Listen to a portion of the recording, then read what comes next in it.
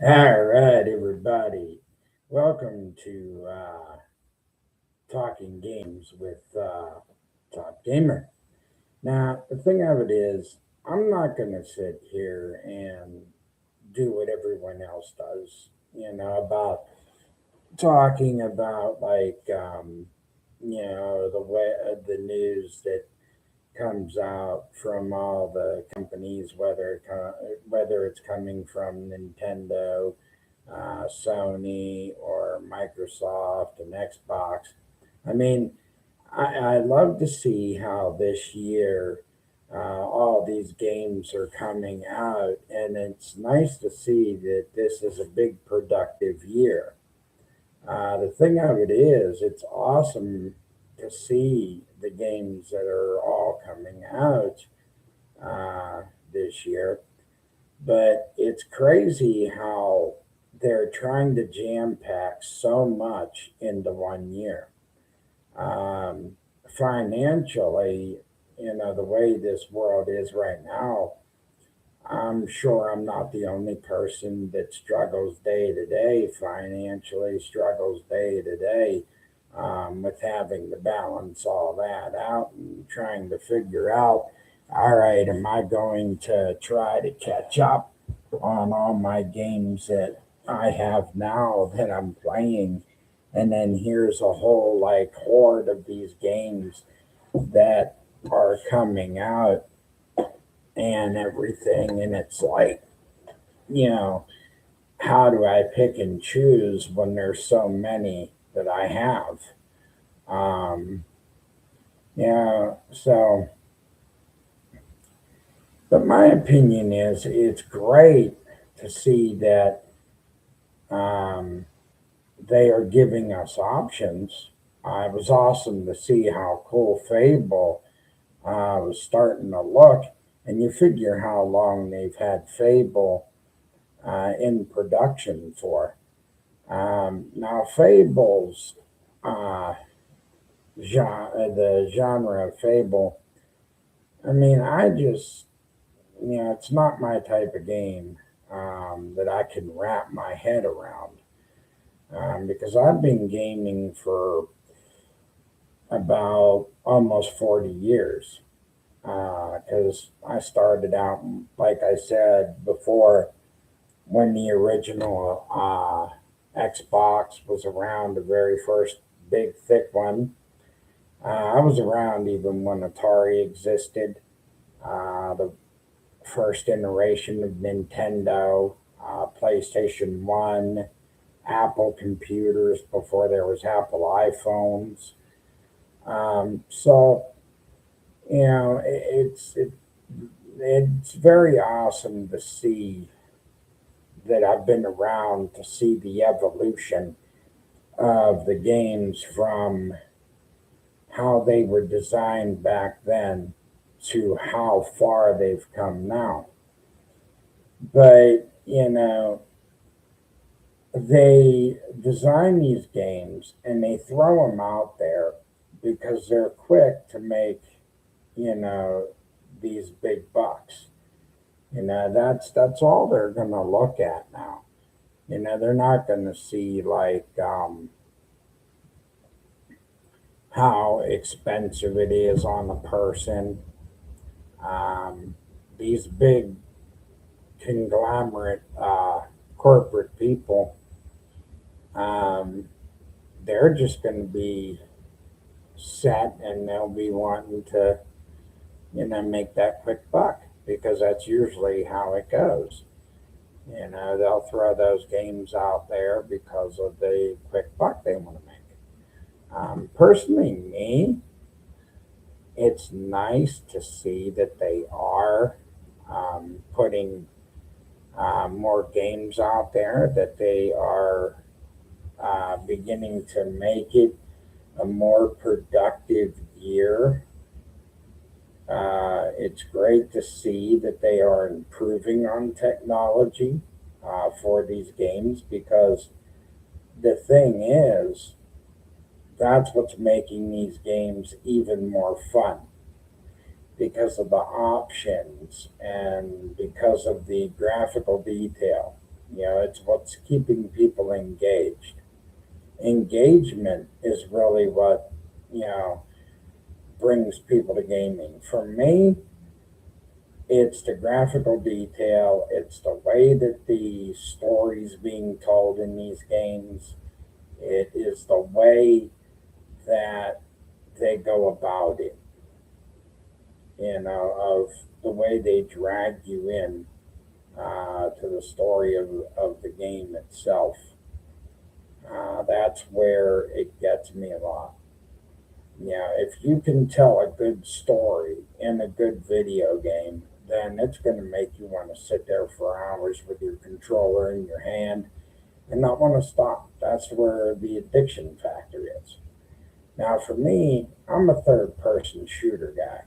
So I'll sit there for hours playing like Division 2, or I'll sit there for hours with a game like Grand Theft Auto, which I don't know a person on this earth that probably would not sit there with a good Grand Theft Auto game and not say the same thing that they would sit there for hours with it. Um, Rockstar has done tremendous from San Andreas and from others all the way up to GTA 5, and they still are doing tremendous even with the online component. But now people are starving for the next story. Um, so, that's why people are wanting Grand Theft Auto 6 so bad, because Rockstar knows how to tell a story. And they're starving for that next story from them, which you can't blame them because, everybody loves the way that Rockstar tells the stories. It's, even in wrestling games, the way the wrestling games have gotten over time. Like if you see older games, like if you go back to Here Comes the Pain and SmackDown versus Raw, and if you go back to those games and see the graphics in those, and then look at the graphics today, you can see the big difference in the technology that's used today in these wrestling games that wasn't there back then, and that's what keeps people intrigued. So that's what's keeping people interested, is because these companies are finding new ways to make it more fun. In wrestling, I've always loved the storylines. I've always loved the way that um, the guys would go out there selling their characters, going out there and just getting the crowd to go crazy, as they would sell their characters. Sometimes they would go over the top to sell their characters. And the thing is, when you're doing character work in sports entertainment, and that's basically what it is, sports entertainment, sometimes you have to go over the top. Sometimes you have to sell it to an extreme extent to get that character over. And sometimes it's not just about you, it's about your opponent across the ring from you. Because you're not just out there to sell yourself, but you're out there to also help sell them. And that's what, WWE is about. Because not just your character that has been created for you, but it's also a partnership. Same as video games nowadays, it's all about, you know, big business and partnerships and stuff. And sometimes it's what keeps franchises alive. Because every day a video game gets made, but after a while, when you start running out of ideas and you start running out of creative ways to make a video game, you have to keep trying to figure out ways to sell that game. You have to come up with new ideas so that way you can keep a story going, so you can keep making that video game, but also keep making a story that people are going to fall in love with every time. That's how you can show that off besides your graphics, your detail, and all that. And that's how your profit is. Because every single year is a chance for all these companies, Microsoft, Xbox, Sony, Nintendo, every year they will always try to make the best games possible because maximizing profits. That's what it is. Every year they have to meet that quota to maximize the profits. But the thing of it is, we get the good end of the deal, even if, you don't consider that. But we get the good end of the deal when we get to sit there and enjoy the games for hours. We get to enjoy the story. Now, not every game is good. You're going to have your games that'll flop. You're going to have your games that are not good. You're going to have games that get made, and some of these games are, they're just not created right. Or you get these games that are made by people that they just don't have the concept, or they just don't really understand what it takes to put a game together. But um, it's going to happen. You know, Sometimes you have what it takes, or you don't have what it takes.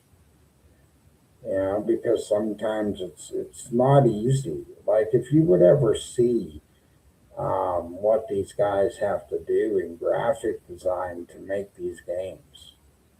Yeah, it's not just about the suits that they wear for motion capture, and it's not just about the scenes that get acted out. It's not just about the voice work. It's not just about um, the computer design, the things they have to film to do it all, the actors they have to hire to uh, get them on set to get it going.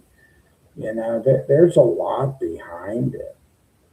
The hours spent, the years that some of these games take, which that's why I think some of these like big companies such as Sony, Microsoft, Xbox, why they're wanting to do AI is because of the years that it takes. The time that it's taking now to make a game. But in my opinion, you know, I get that they want to try to cut the reduction time, or should say the production time. But then, you got to think about the errors and the faults or the things that can occur.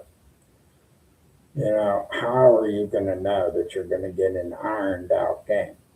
How do you know that you're going to get this game that is going to turn out even better than someone that knows how to run your rage engines, that knows how to run your graphical software? How do you know that it's going to be smooth the way that you would want it, like a person who knows how to run your software and make sure that everything is smoothed out and leveled out? And AI is only going to know what to do based on that person that sets it up. These AI things, they're cool when you use the AI for, um, say, graphics. AI is good when you gotta research or search for things. AI is wonderful when you're using it in a basically trying to think of how to word this so it doesn't confuse anybody. AI is not something that can fully, in my opinion, take a person's job over. Because, in some ways, a person can do things that an AI can't. Like the way that a person's brain thinks and perceives things is not the same as a robot.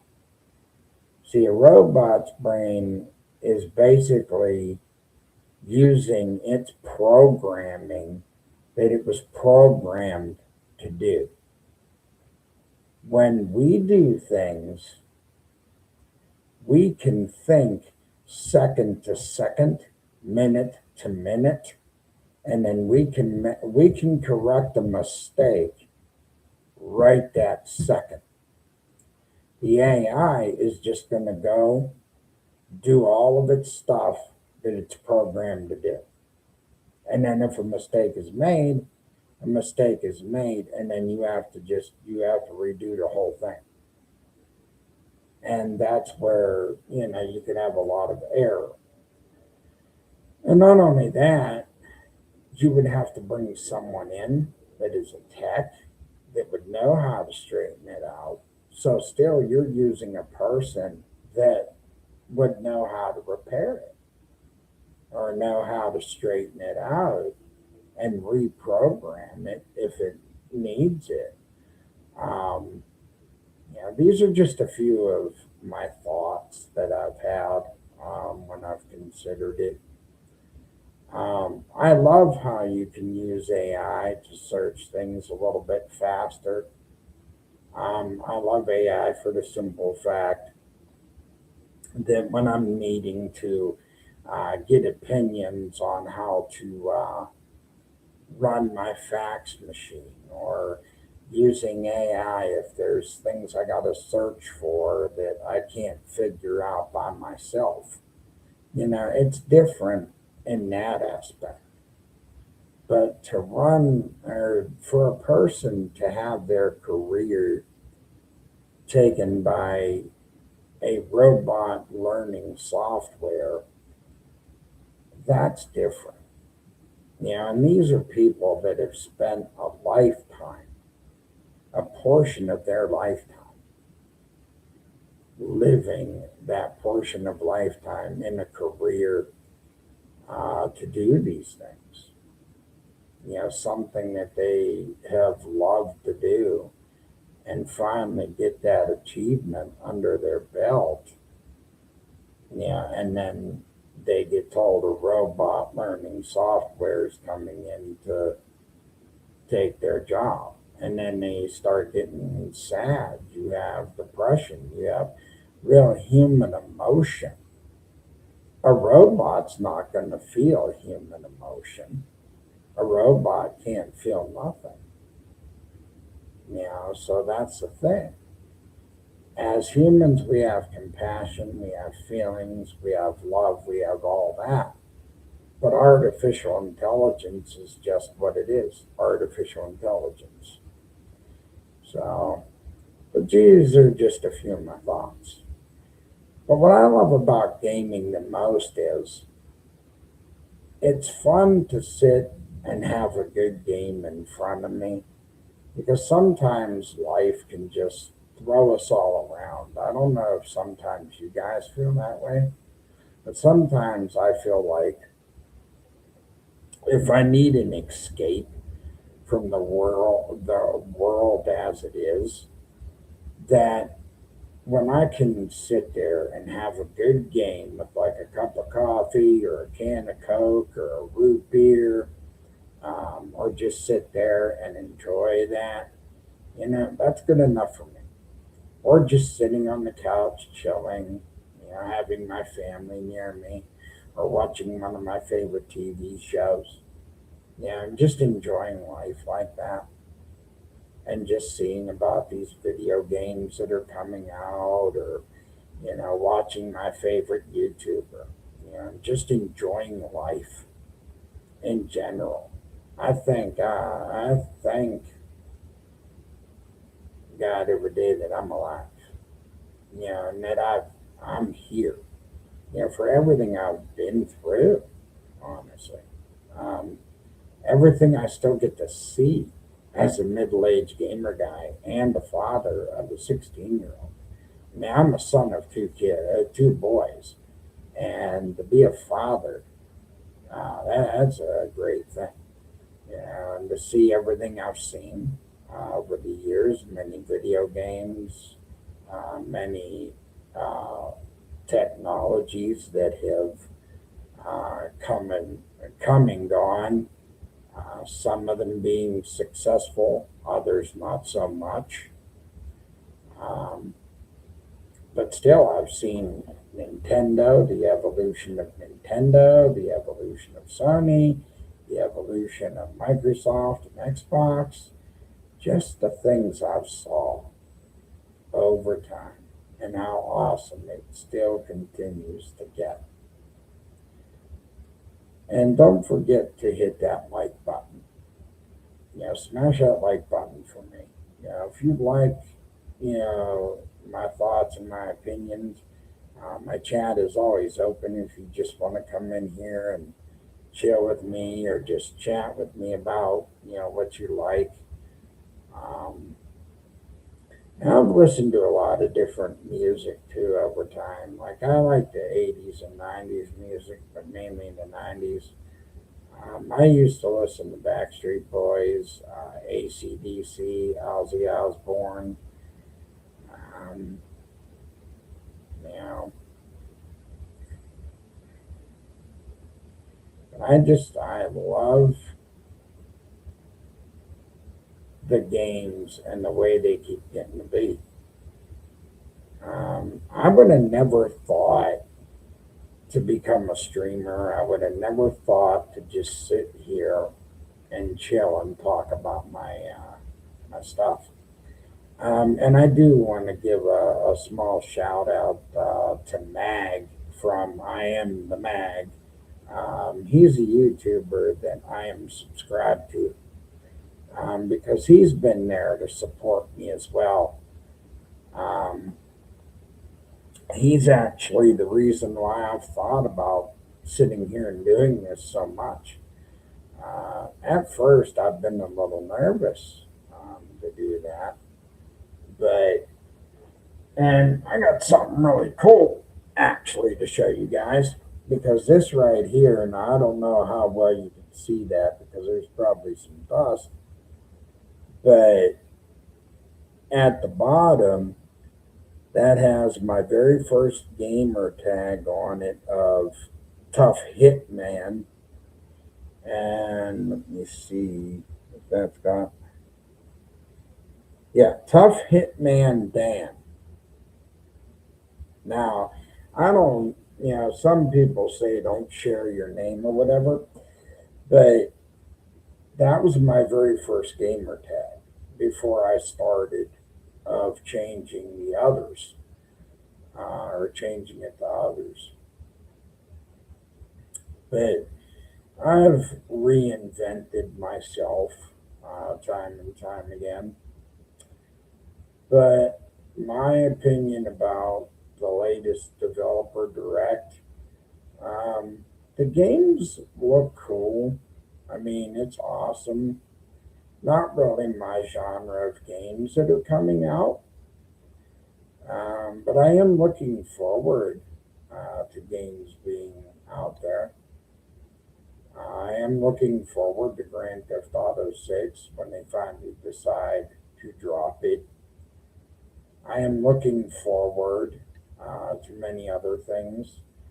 As far as this new Xbox that's coming out, I'm not going to buy it because, truthfully, what I have right now is good enough for me. You know, my Xbox Series X and S, I have that. My son uses my S right now. I'm happy as can be, you know, with what I have and what my son's using. Um, and the thing of it is, you know, I think it's awesome, you know, that all of us choose what we want to choose, game on what we want to game on. And it's nice to see how there's been like so much going on in gaming. But at the end of the day, don't ever forget that, you know, at the end of the day, it's always going to be about business, you know, with these companies. So, you know, that's basically what it is. You know, yeah, they give us fun games and stuff like that, but gaming for me is what I live for. It's what I desire. So no matter what, I'm going to keep this hobby of mine up. But most of all, I'm going to keep myself alert and watch what these companies will do because each and every time, you know, they're going to, irregardless, do things no matter what.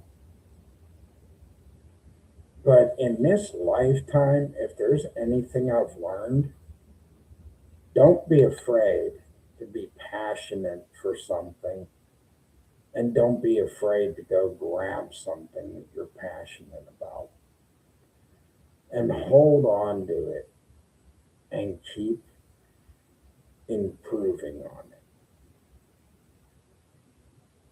Yeah, I'm going to keep doing these videos here and I'm going to keep making them.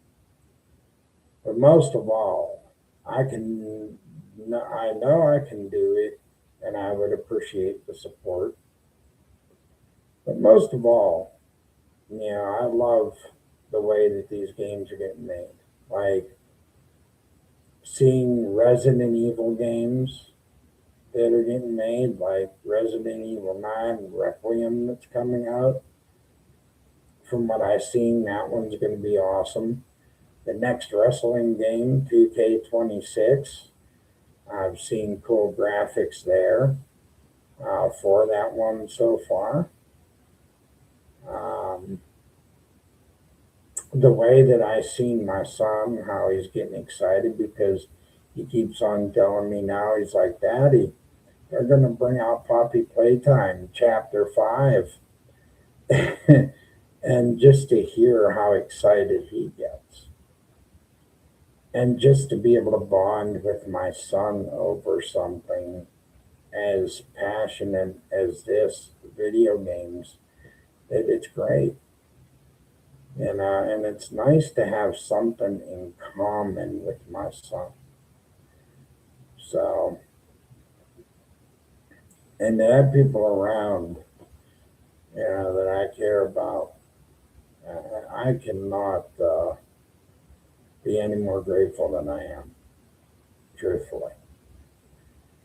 And the thing of it is, I got so much tech in this house. Like, I got these headsets, and I got this computer. It might not be a high end gaming PC, mind you, but I can still stream. I can still put these videos out. I can still make these videos on YouTube for y'all. So it's not like I can't. So, But yeah, you know, but don't feel like you have to be obligated, to invest in a bunch of games or buy a bunch of them because, at the end of the day, we also have a choice. We have choices. So, just because those games are put out there each and every year like this doesn't mean that you have to buy them. They're put out there, but we can choose if we're going to line the pockets of these companies. We're not forced. We're not having our arms twisted as gamers. To basically buy these games all at once. As a consumer, we have to decide what's best for us, buy what we love, get what we want, and who cares what billionaires say? Because either way, billionaires are going to get rich. They're going to get a profit because there's always somebody that's going to invest in their product, even if it's not us. These billionaires, they still get the money either way, you know, and there's a ton of consumers that they'll get it from, so. But I just wanted to come on here and say a few things about how I've been feeling lately about all this. But truthfully, I love to see what they're doing. I think it's great that so many games are coming out now. I think it's wonderful that uh, this year is jam packed. I think, though, that maybe they should do better of planning and maybe spacing out how they're releasing these games instead of jamming it into the fall, instead of trying to jam too many games in the one spot. I don't think they should try to be tightening it up all that much. Um, but again, you know, we're not the ones that make the tough choices at these companies. Because at the end of the day, it's up to the big wigs, it's up to the big boys. They're the ones that make the decision of how these games are going to get released or how these games are going to get put out there.